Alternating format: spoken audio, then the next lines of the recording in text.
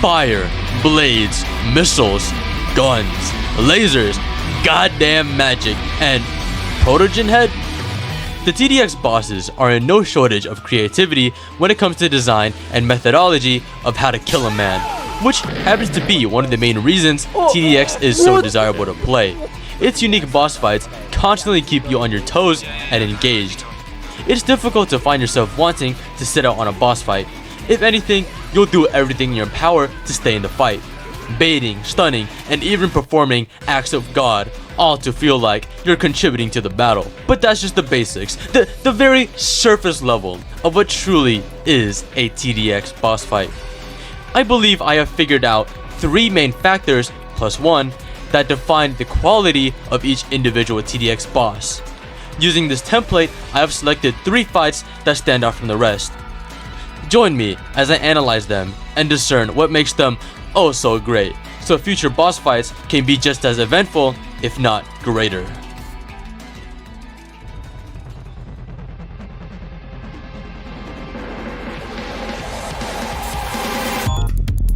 Well, no duh, of course a boss is supposed to be threatening, Remy. Well, hear me out. Over the years I've been playing TD games, there have been very few instances where I genuinely felt fear that I was going to lose. Not trying to glaze myself that I'm some sort of pro, but some of the fights I've been in felt more like a trial of might, testing exactly how much power I've gained and displaying it in a grand battle. See, that's not really a bad thing, but where's that sense of urgency, the stakes? I want to feel like if I don't put everything on the line right now, I will lose. Now that I have your attention, that is exactly what the bosses should have as well. Too many times where I've placed down all my towers and simply sat back, relaxed even, waiting for the health bar to reach 0. Nothing wrong with that. I love myself a little Family Guy on the side every now and then. But again, a boss fight should feel like a fight. Keep me on my toes and active on the field. Make it so every move I make has an impact on the battle. Everything is important.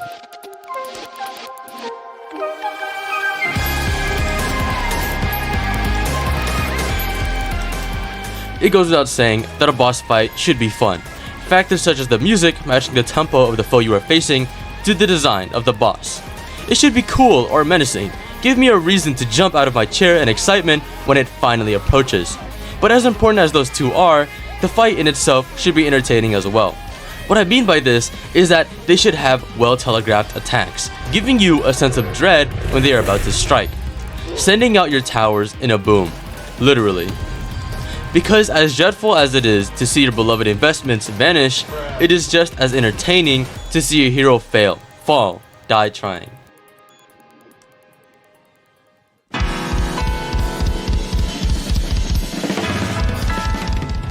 For the 4th sub-factor, since I feel as if the other 3 could stand proudly together on their own, this is more of a bonus. The cherry on top. You can make do with or without it. I'm talking about the very steps leading to the boss fight itself. A device that prepares you and even hypes up the inevitable final battle. If done correctly, the waves could set the tone by being extremely difficult in itself. How hard will the boss be if I can barely get there? A great non-tower defense example is P2 in Ultra Kill. For my coin flipper enjoyers, you may have heard the dreadful experiences with that level, which doesn't even factor the hell of a boss fight after the fact. Having an exciting and difficult build-up to a just as, if not more, difficult battle, being the boss, complements each other wonderfully to form the peak boss fight experience. Now that I have explained the factors to form a sort of criteria checklist, I think it's time I pull out my top 3 boss fights in TDX that reflects that list. Starting off with one of the most iconic bosses.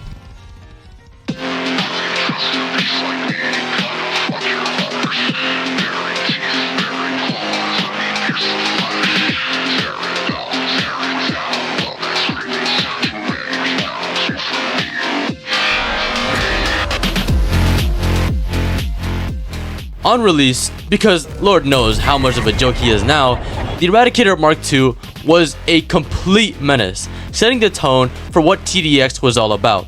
Let's go down the list, shall we? For the towers we had at the time, the Eradicator easily set out to do what his predecessor couldn't. Absolutely eradicating everything. All his attacks were lethal. I remember this fight like it was yesterday. The first time it appeared, he made it painfully clear that if we weren't prepared, we'd lose. A handful of Juggernauts weren't going to cut it. They died within 2 to 3 attacks, which doesn't even account for the other attacks that target everything else. Supports would be caught in the crossfire, and your farms all the way in the back weren't safe either. Safe to say, we can check off threatening. Now we move on to the fight. Of course, placing strong towers were the main priority, but so was keeping them alive. The Eradicator forces you to bait out his attacks to divert the damage.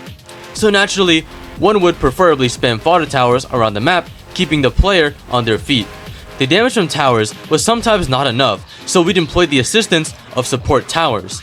So not only would the players race across the map placing baits, they'd also be simultaneously trying to maximize their damage with supports. We can definitely check off engaging.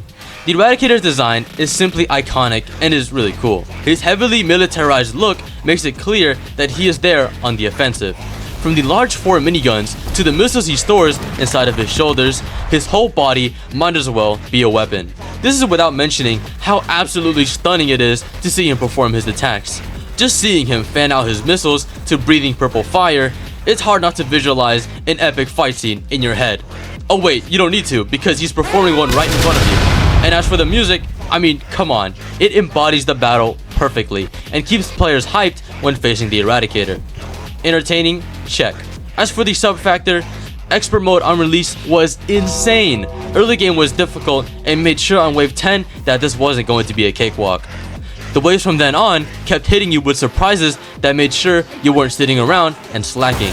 Wave 25 checks your defense with the fast and tanky armored runners. Wave 30 hits you with a mini boss fight. Wave 31 makes sure you have anti-resistances, and personal favorite, Wave 36 revisits Wave 25 but quadruples the difficulty. I'm just gonna say it, the Eradicator Mark II on release, incredible boss fight that sets the standard for great TDX boss fights.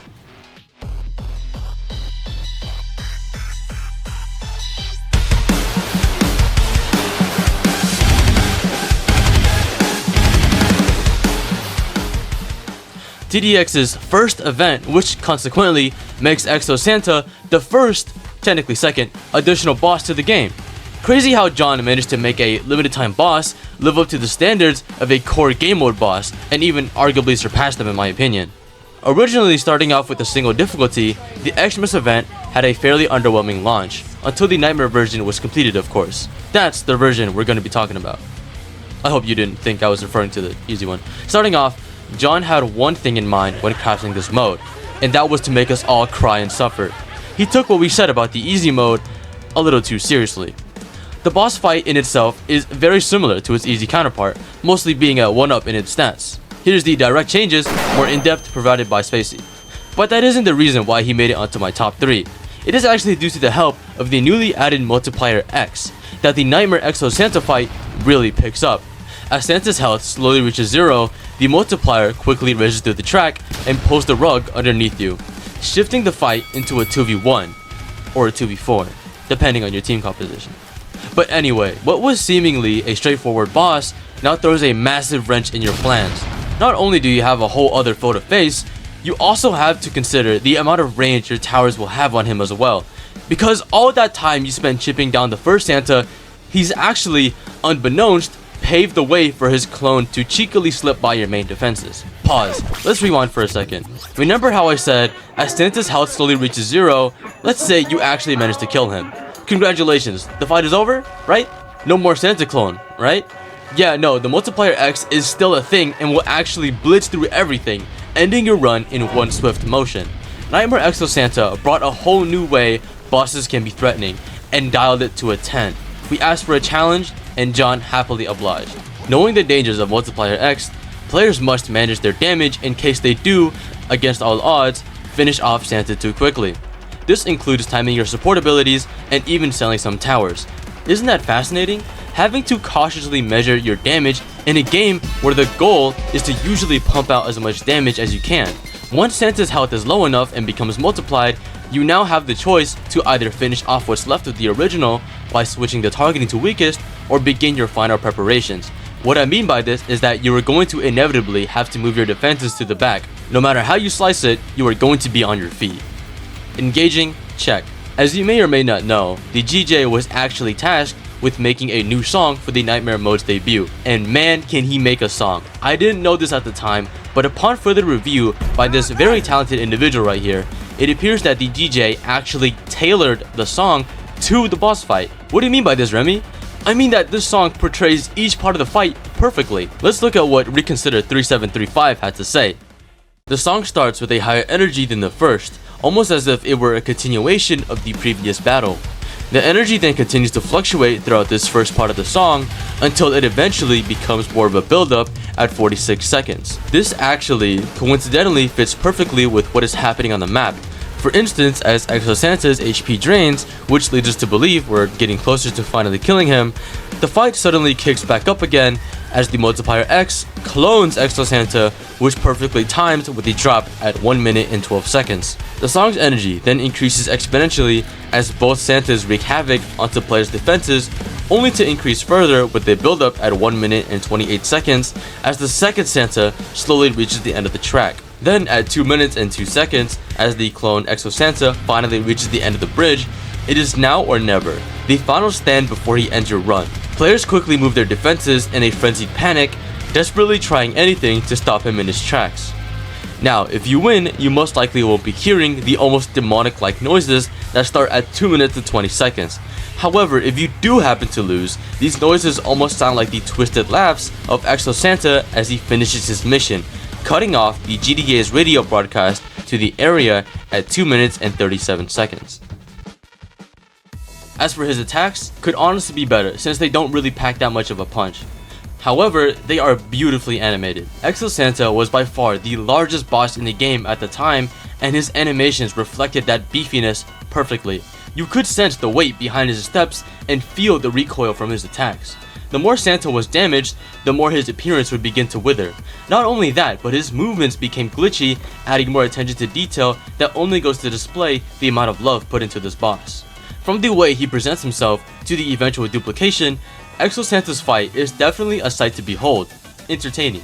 Check. For the final factor, the fight that leads to the Exo Santa is one hell of an uphill battle. The infamous Wave 8, for starters, sends out heaps of gifts that, if not handled correctly, could end your run just like that. This made bringing the artillery basically a requirement, and merely bringing it along didn't secure you the win either. The wielder's timing must be perfect, for the slightest misstep could result in a loss.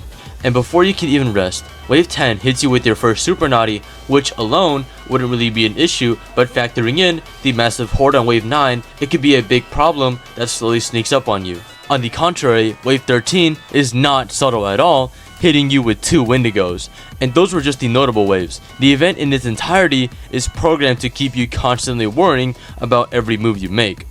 Nightmare Exo Santa himself was innovative and incredibly difficult at the time, which had just as difficult waves beforehand.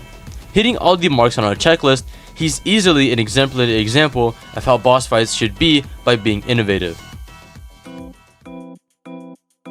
Hey guys, I'm here with some unfortunate news. The rest of the video isn't actually finished yet, so sorry? I tried, I really did try, but I couldn't wrap up the video in time where I would be proud of what I made, and that's not really what I stand for. Whenever I make a video, it's not only for your satisfaction, but for my own as well. I hope what I have here today was worth your time and that I didn't disappoint you too much. But seriously, the goal for this video was to be able to push it out right before 2025, like a send-off. One last jab from Remy before the new year begins, you know? To sort of make it up to you, I'll leave a couple of bloopers from my session recording lines for the video. I know cliffhangers suck, trust me, I just finished Squid Game Season 2 and oh man. But I will work twice as hard for my New Year's resolution and make sure that the part 2 to this video hits just as hard, if not better. But other than that, I thank you all for watching to the end. It really means a lot. Oh, and join my Discord server below for leaks on upcoming projects. But until next time, Saltar. His heavily militarized look military base. From the large 4 miniguns to the missiles he stores, from the to the missiles he stores inside of his shoulders. And personal favorite, Wave 36 revisits you. No, and personal favorite, Wave 36 revisits. Wave 25 checks you with the wave defense. No, checks you with the wave. What? Huh? What am I saying? As Santa's health slowly reaches 0, the multiplier quickly raises to the. The multiplier quickly finish that word, bro. As Santa's health slowly reaches 0, the multiplier. Why is it so dim? As Santa's health slowly reaches 0, the multiplier quickly races through the track and quickly. Why can't I say quickly? Quickly. The multiplier quickly races through the track. The multiplier quickly races through the track. The multiplier quickly races through the track. What do you mean by this, Remy? Well, why did I say that? What do you mean by this, Remy? I mean that this song why did I say that? What do you mean? What do you mean? Oh. God damn. Okay. Let's look at what Reconsider 3752. No, 3735. Yeah. Okay. Let's look at what Reconsider 3735. Why those 4 numbers in particular? You could sense the waist. Wait.